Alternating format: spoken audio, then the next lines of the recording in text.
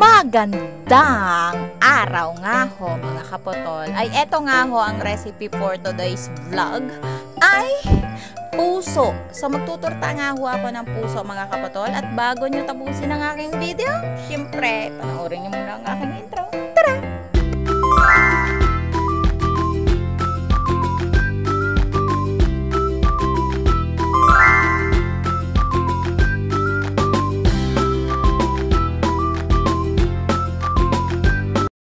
Welcome back nga ho mga kapotol, at eto na nga ho tayo at dumako na nga ho tayo dito sa ating recipe for today's ay medyo may mga torta.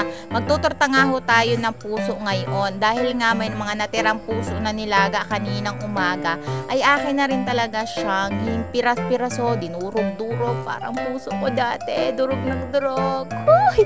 Pero nung naalala ko yung nakilala ko yung asawa ko ay syempre muling nabuo ang puso nila Stimak. Ay! Ay madami na naman tayong chika, kaya nga ho ay nagdudurog lang ang tayo dito ng puso ng saging. Masarap din talaga ito, kadalasan nga ho talaga na tinuturta, nilaga, inasiman, hinalahok sa mga karne-karne, ano pa ba, sa apretada, adobo, lahat ng recipe. At ayun na nga ho, pagkatapos ko ngang madurog ang aring mga balat at mga laman itong ating puso mga kapotol, ay ilalagay na rin natin ang aring itlog. At naghiwa-hiwa na rin talaga ako din ng mga sibuyas na kailangan durog na durog. Pero dahil mapurol nga ang aking kaibigang kutsilyo, ay hindi ko na siya pinagtyagaan durugin kasi maiinis ka lang talaga. Madalas talagang magpuro lang aking kutsilyo kasi nga syempre palagi siyang ginagamit. Ay ikaw ka naman hawiin ang pagkarami-rami. Ay aba, at palaging hinihiwa. Ay, nabubulol na naman ho ako.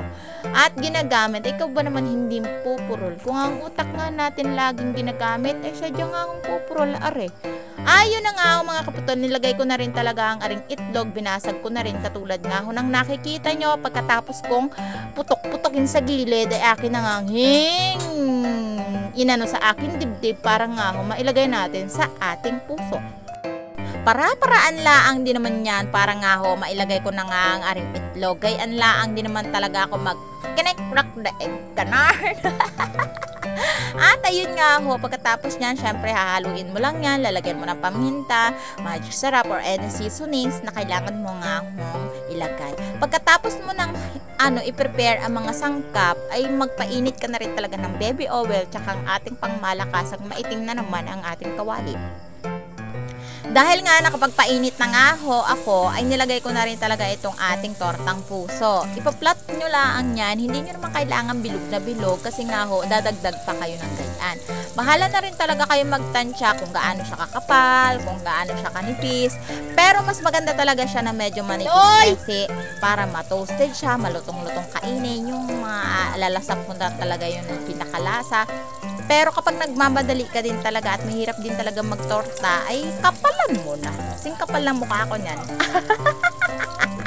At ayun nga ho mga kapotol, ay pagkatapos mo nga ng gayanin at madali lang din naman siyang maluto yung ilalim lalo na kapag malakas yung apoy. At medyo masusunog din ng bahagya kapag hindi mo din siya binantay.